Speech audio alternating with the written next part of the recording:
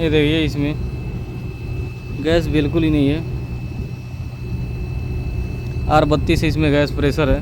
इसका प्रेशर 120 के करीब रहना चाहिए और 50 PSI है। मतलब बिल्कुल गैस नहीं है पूरा। देखिए ऐसा आ रहा है और यहाँ से इसका ऑयल निकल चुका है।